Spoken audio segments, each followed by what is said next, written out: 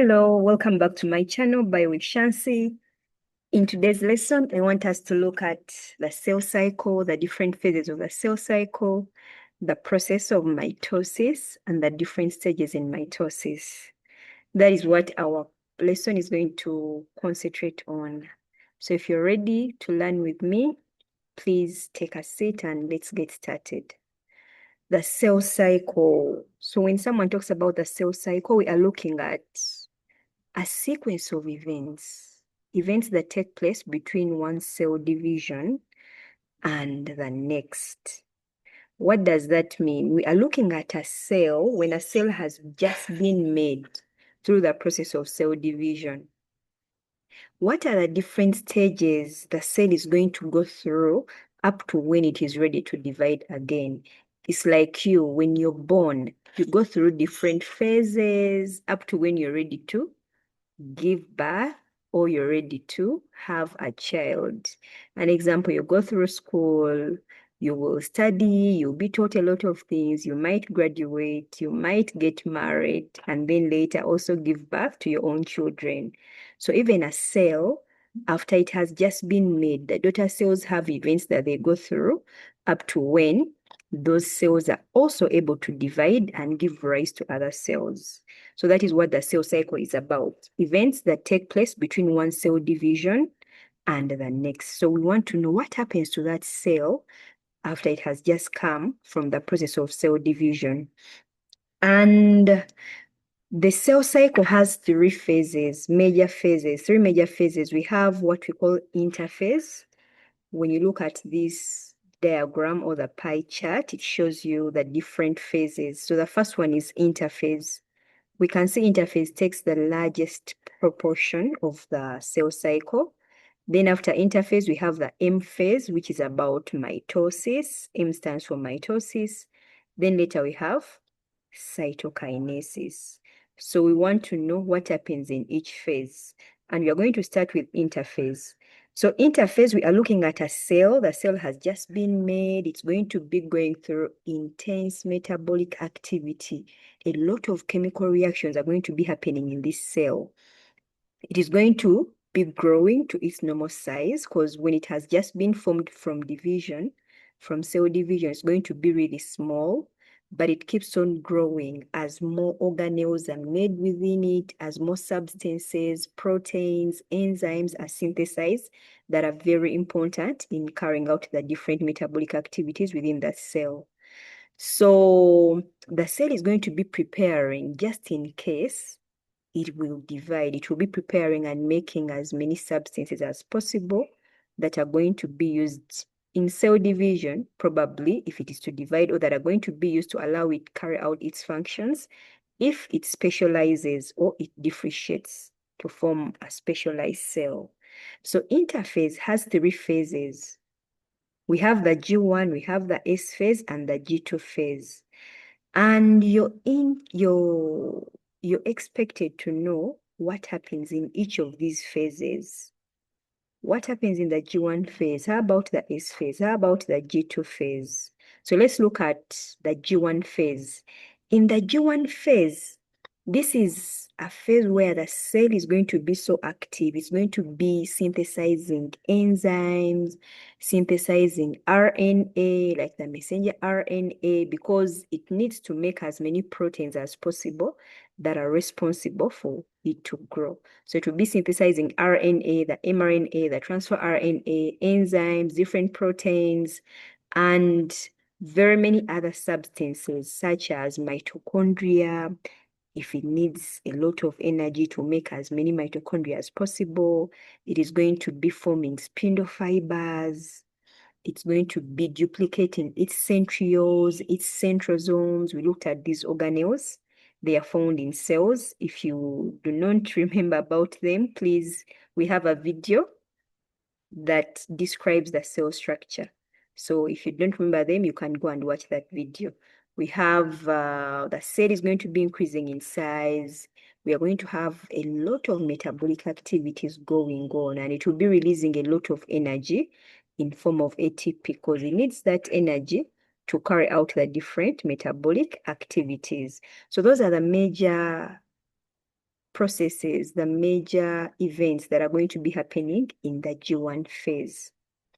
So at the end of the G1 phase, the cell might receive a signal that, hey, you're going to divide again and give rise to other cells. Or the cell might receive a signal that tells it, you know what, you're going to specialize, you're going to differentiate. So if a cell receives a signal that it's going to divide, then we go to the next phase, that is the S phase. S stands for synthesis. Synthesis means manufacturing or making. So in the S phase, the cell is going to be making DNA. And the cell will only go into the S phase if it receives a signal that it's going to divide. So why should it go into the S phase? So that it's able to carry out what we call DNA replication, to make copies of its DNA. So during the S phase, what you need to know is that this is a stage where we mainly have the cell replicating its DNA. Like in this case, you can see we have our cell. It has 2 chromosomes, each with its own DNA. Now, if it goes through DNA replication, it's going to make a copy of each chromosome. That is why you see here we have each chromosome appearing to be made up of 2 sister chromatids, each one having the same identical DNA. Like the DNA here is the same as the DNA in this other chromatid. So during the S phase, the major event in that phase is to carry out DNA replication. And at the same time, we can have construction of kinetochore proteins. These are proteins. We are going to look at their role. They are found at the centromere. These proteins are also very important in the process of mitosis, as we shall see. But the major event for the S phase is DNA replication. Once DNA has been replicated, then we can go to what we call the G2 phase. So in the G2 phase, the cell is going to continue growing. Remember, DNA has been replicated, but sometimes there could be mistakes. It's like someone could give you a message that you're supposed to relay to another person, but then you make mistakes as you relay that message. So with DNA, or some of you be copying in exams, you look at someone else's script and then you look at what they've written and you want to replicate it and place it into your paper. But sometimes you make mistakes as you copy. So even DNA, sometimes as it is being copied, errors can occur. So those errors have to be checked and corrected. And the process of checking those errors and correcting them, repairing those errors, happens in the G2 phase. So during the G2 phase, yes, the cell is going to continue growing, ready to go through division. However, the DNA that has just been replicated during the S phase has to be checked for any errors. And still during the G2 phase, we are going to have an increase in the production of a protein called tubulin. Tubulin is a protein that is needed to make spindle microtubules. We shall see the role of spindle microtubules. So that protein increases in its production during the G2 phase.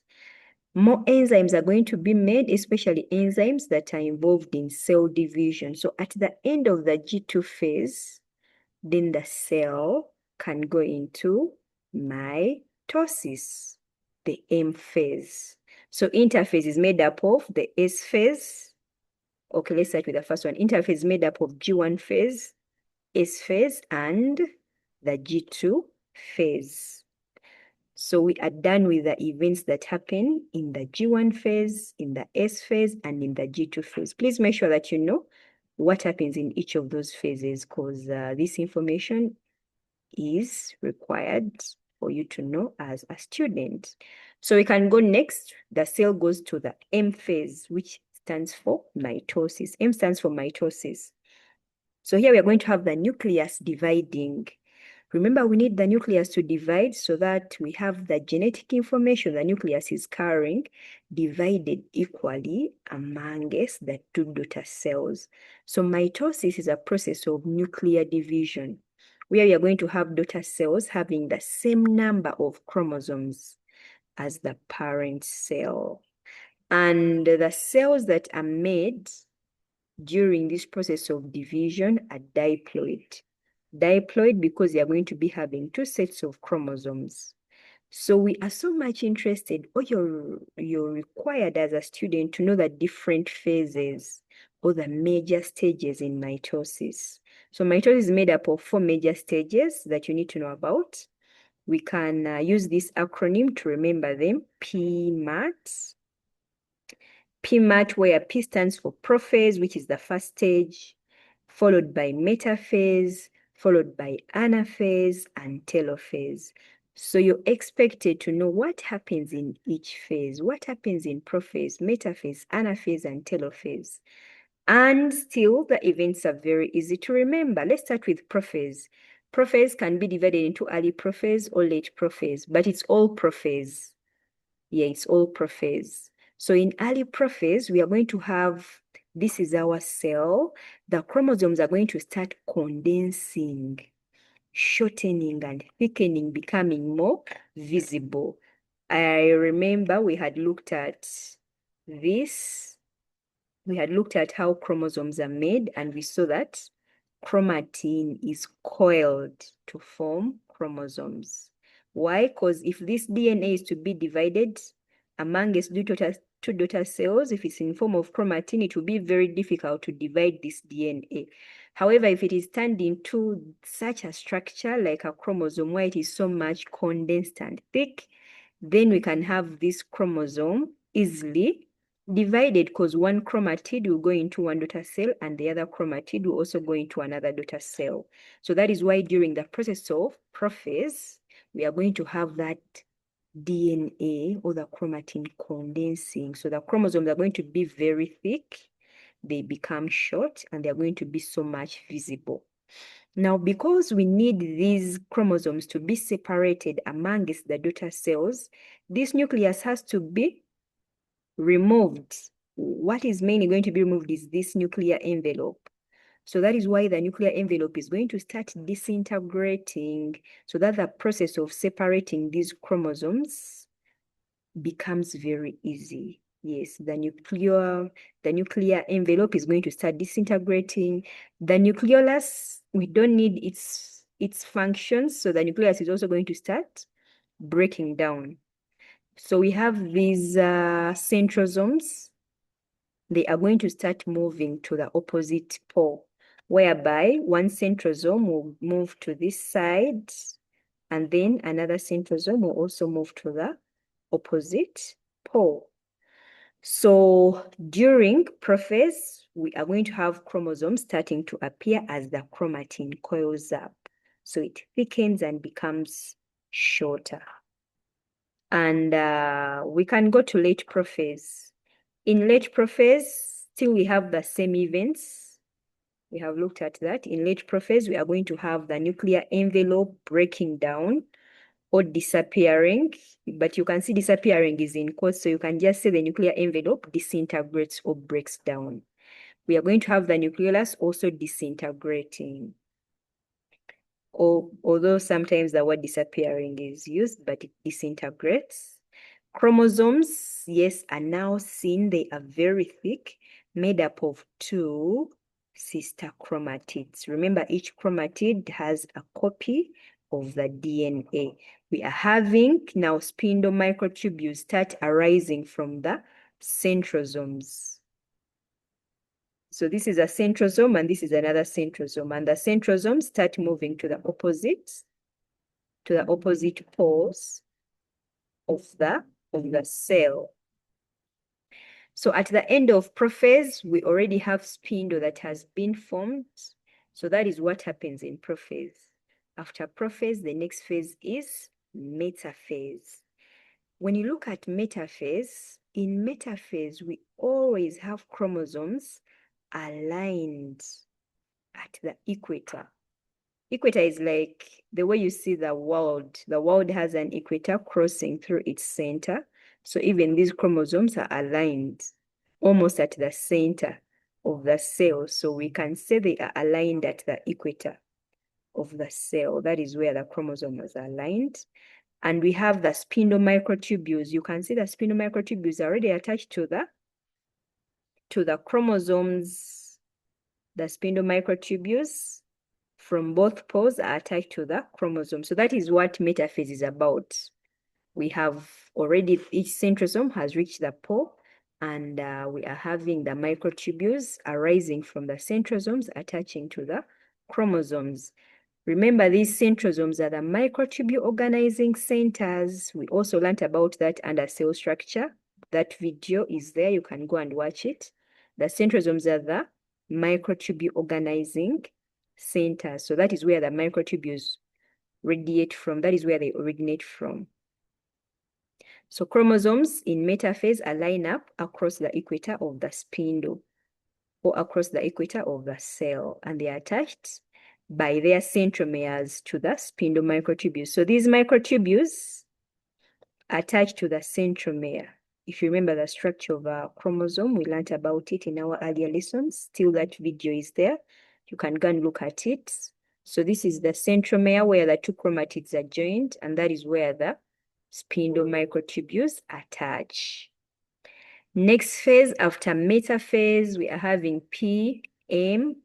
We go to anaphase. So in anaphase, this process occurs so that we have, or this phase occurs so that we have the chromatids separated. So this is one chromosome. One chromatid will go to the opposite pole, and the other chromatid also goes to the opposite pole. So the chromatids are separated at this region that we call the centromere.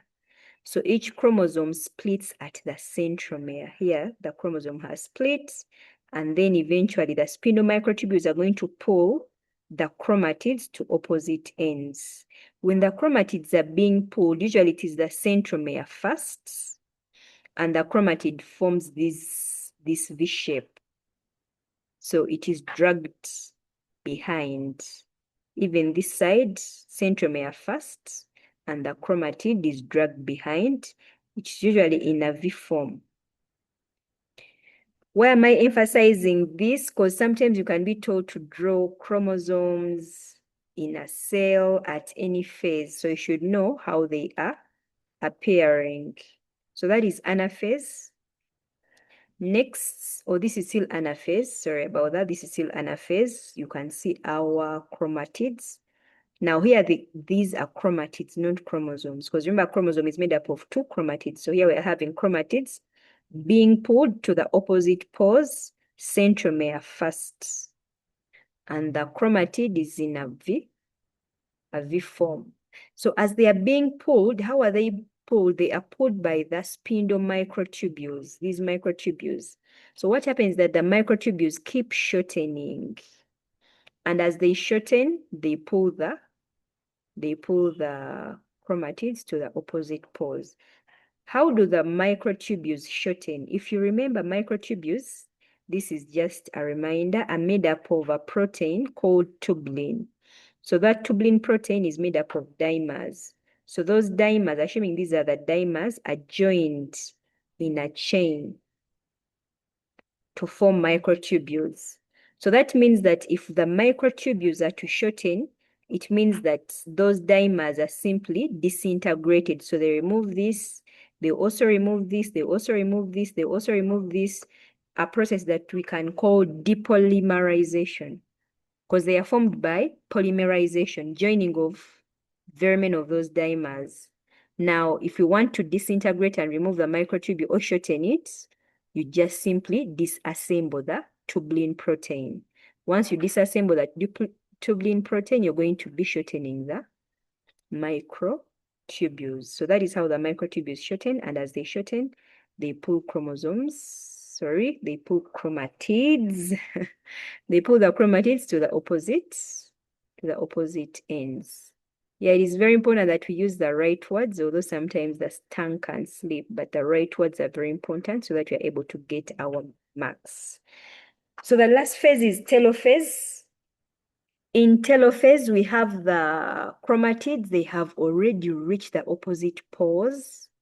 The spindle has done its role, so we no longer need it. It's going to start breaking down. So here they're showing you remains of spindle are going to start breaking down. The nuclear envelope is going to reform again. The nucleolus is going to reform again. And here they are showing you that chromatids have reached the poles of the spindle. Now these chromatids can uncoil and form chromatin again until maybe the cell is ready to go through the phase again, because it's a cycle. And after telophase, the next stage is cytokinesis. Cytokinesis is about division of the cytoplasm. Like here, you can see the cell is starting to divide so that it can form the two daughter cells. So what is going to happen is that these cell membranes invaginate inwards, and then we are going to have the cell constricting. So the cell constricts from the edges, and eventually we are going to have two daughter cells that are genetically identical. Genetically identical means they have the same DNA, they have the same number of chromosomes.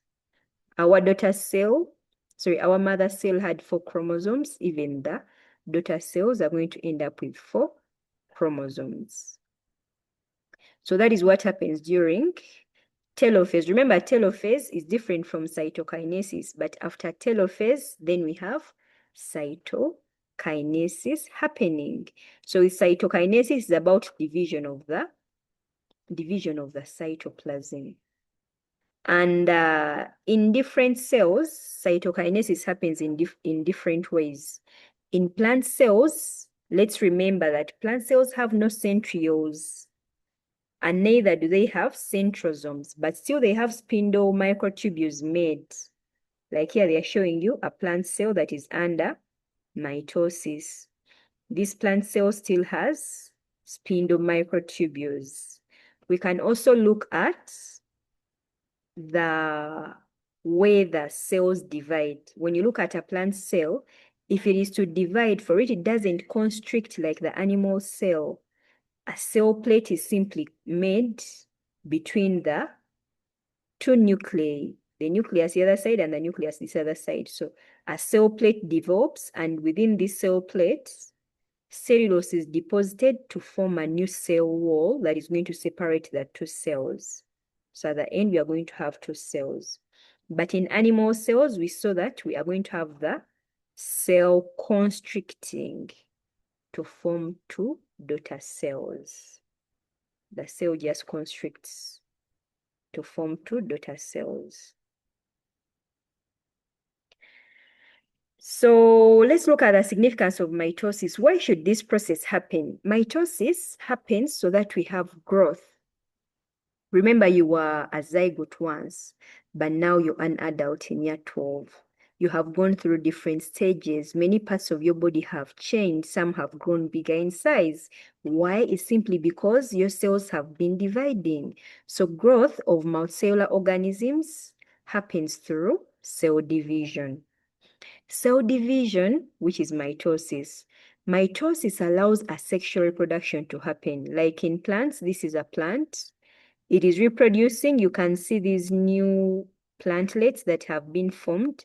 How are they formed? We are going to have the cells around here dividing by mitosis. And this new plant is genetically identical to the mother plant. Yeah, it is genetically identical to the mother plant. So asexual reproduction happens by mitosis. Replacement of cells. Sometimes we do different activities. Maybe you're busy playing basketball and you fall, then you're going to get injured. But those cells that have been injured or damaged are usually replaced. So mitosis is very important for replacement of cells. And it is very important for repair of tissues. Now, please take note that repair is for tissues. Some students write that mitosis repairs cells. No, once a cell has been damaged, that's it. The body just makes a new cell. There is no need to repair a damaged cell. But repair of tissues, remember, a tissue is a group of cells. So mitosis is used in repair of tissues and replacement of damaged cells.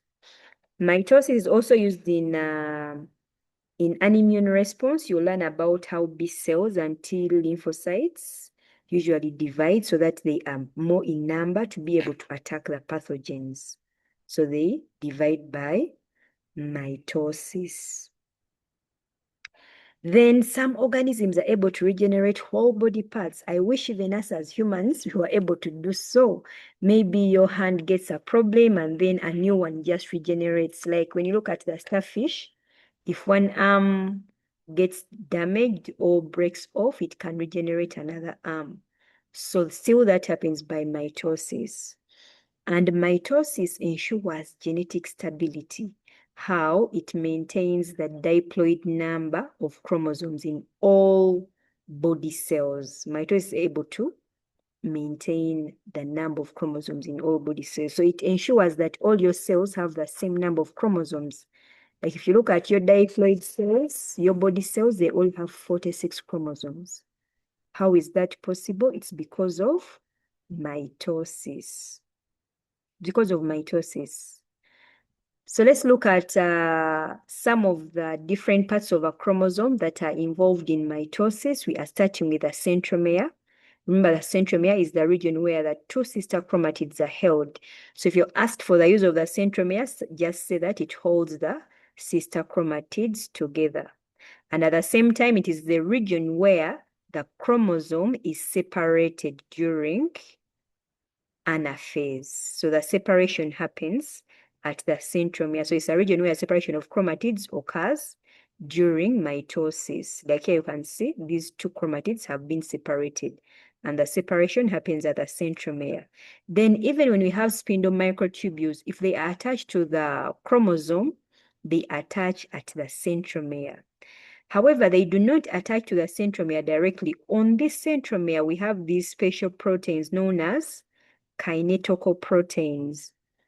So the spindle microtubules attach to those kinetochore proteins, which are connected to the centromere. That is what you need to know. So when the spindle microtubules are shortening, they pull this chromatid, and the chromatid is going to be pulled to the opposite poles of the cell. It's going to be dragged behind with the centromere first, as we saw during anaphase, So just remember that those kinetochores are protein molecules. So we have seen they connect the centromere to the spindle microtubules. We have seen the spindle microtubules extend from the kinetochores to the poles of the spindle during mitosis. And one thing you need to know is that these kinetochore proteins are made during the S phase of the cell cycle.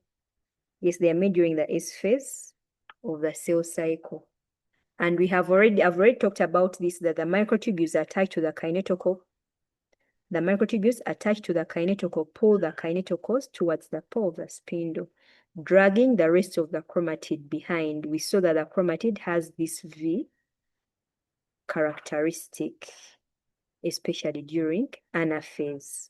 And we already saw that the pulling action of the chromatids is achieved by shortening of the spindle microtubules at the end of the pole and at the kinetochore end.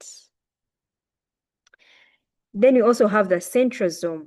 So the centrosome, if you go back and look at this cell, this is what we call the centrosome. I just wanted to remind you that. So what is the use of the centrosome? The centrosome, we saw that it's the microtubule organizing center. It is responsible for constructing those spindle microtubules or spindle fibers. And each centrosome is made up of a pair of centrioles. So there are large proteins around the centrosome which are responsible for controlling the production of those microtubules. However, we have seen that plant mitosis occurs without centrioles or occurs without centrosomes. What is the use of the spindle microtubules during mitosis? They are very important in moving those chromosomes and the chromatids. The spindle microtubules are responsible for moving the chromosomes to the equator of the spindle. That is during metaphase, and they are also very responsible for pulling those chromatids to the poles of the cell during anaphase. So basically that is it about the cell cycle and mitosis. These are just some sample questions. You can try them out. You can try them out. You can take a snapshot and you try them out. For now, we can call it a day. See you in the next lesson.